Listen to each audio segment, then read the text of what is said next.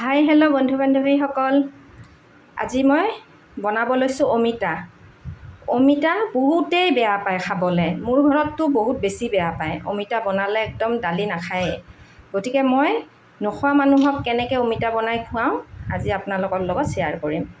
এইটো মই অমিতা লৈছোঁ আৰু অমিতাটো এতিয়া মই ৰুকি ল'ম। এই ৰুকনিৰ সহায়ত মই অমিতাটো ধুনীয়াকৈ বাকলি গুচাই ধুই মেলি লৈ ৰুকি ল'ম। এইফালে মই অমিতা ৰুকি ল'লোঁ, এইখিনি অমিতাখিনি দেখাই দিছোঁ, এনেদৰে ৰুকি ল'লোঁ। এইফালে মই পিঁয়াজ, এটা জলকীয়া, শুকান জলকীয়া, অকণমান আদা লৈছোঁ আৰু এইপিনে লৈছোঁ দালি। মই দালিখিনি ধুনীয়াকৈ ধুই মেলি চাফা কৰি লৈছোঁ। এতিয়া বনাওঁ ৰ'ব, কি কৰোঁ কেনেকৈ বনাওঁ দেখাই আছোঁ ৰ'ব। মই কুকাৰত বনাম। এতিয়া মই কুকাৰত তেল দি দিছোঁ। এতিয়া দিম মই ইয়াত পাঁচফোৰণ দিলোঁ। এতিয়া ইয়াত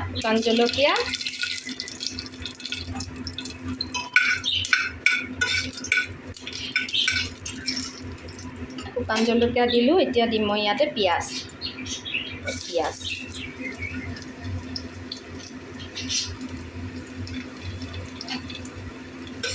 এইখিনি মই অলপ ভাজি লওঁ।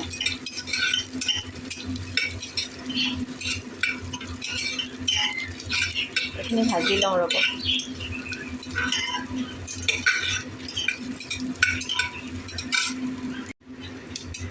পিঁয়াজখিনি মই এইদৰে ভাজি ল'লোঁ। ইয়াতে দিম এতিয়া মই অমিতা, অমিতা।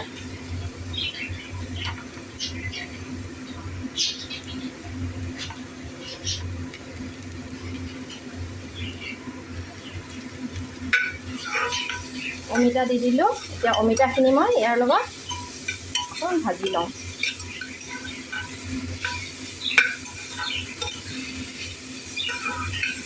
তেতিয়া অমিতাৰ মানে কেঁচা গোন্ধটো নাহে।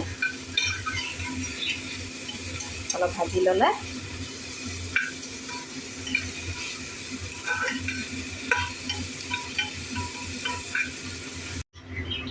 অমিতা অলপ ভাজি ল'লোঁ। এতিয়া ইয়াতে দিম দালি, মুগৰ দালি ধুই থৈছিলোঁ ধুনীয়াকৈ চফাকৈ। দালিখিনি দি দিলোঁ। এতিয়া দালিখিনিৰ লগতো অলপ ভাজি লওঁ। এতিয়া ইয়াতে দিম মই নিমখ, সোৱাদ অনুযায়ী নিমখ দি দিলোঁ। ইয়াতে দিম এতিয়া মই হালধি দি দিলোঁ। অকণমান ধনিয়া গুড়ি অকণমান,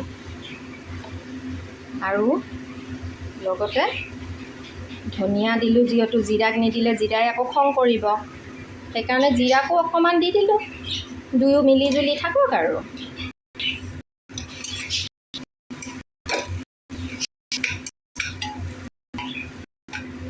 তাৰপিছত ইয়াতে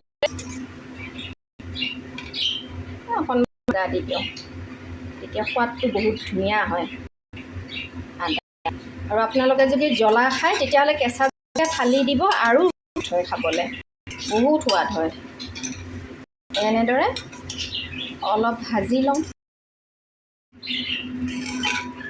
এতিয়া মই ইয়াতে পানী দি দিওঁ। আপোনালোকে এই দালিখন এদিন বনাই খাবচোন, নিজেও খাব, বেলেগকো খুৱাব। ইমান সোৱাদ হয় নহয় দালিখন খাবলৈ। আপোনালোকে বনাই নাখালে দালিখন একেবাৰেই বুজি নাপাব। এনেদৰে অমিতা দি বনাবচোন। অমিতা নোখোৱা মানুহে গমেই নাপাব আপুনি কি বনালে। এতিয়া মই ঢাকনিখন মাৰি দিওঁ ৰ'ব। মোৰ দালি হৈ গ'ল, অমিতা দালি। এয়া চাওক অমিতা দালি আপোনালোকক এয়া দেখাই দিছোঁ। ইয়াতে অমিতা বিচাৰি পাব জানো?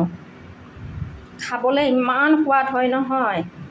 চাওকচোন ইয়াতে অমিতা ক'ত বিচাৰি পাব। এয়া অমিতা দালি। নোখোৱা মানুহক এইদৰেই খুৱাব লাগে। মোৰ ছোৱালীক কিন্তু মই এইদৰে খুৱাওঁ, আৰু তাই কিন্তু খাই গমেই নাপায়। আজি মোৰ ভিডিঅ'টো তাই চালে গম পাব, মায়ে তাৰমানে এনেকৈয়ে মোক অমিতা খুৱায়। এতিয়া মই ইয়াতে ধনিয়াৰ পাত অকণমান দি দিছোঁ, সোৱাদটো বেছিকৈ হ'বৰ কাৰণে। ধনিয়া পাত দি পেলাই মই এইখিনি এইদৰে থৈ দিম। এয়া দেখিছেনে? নোখোৱা মানুহক এইদৰে বনাই খুৱাব, গমেই নাপাব। তিলৰ চাটনি বনাম ৰ'ব, এয়া তিল লৈ লৈছোঁ, তিলৰ চাটনি। আজি মোৰ ভাতৰ কাঁহীখন আপোনালোকৰ ওচৰত লৈ লৈছোঁ। এয়া ভাতটোতো থাকিবই, এইপিনে এটা বইল কণী, এইপিনে পটল ভাজি, এইপিনে এইখিনি হ'ল পুঁই শাকৰ পাতৰ মাছ এপিচেদি চাটনি বনাইছোঁ,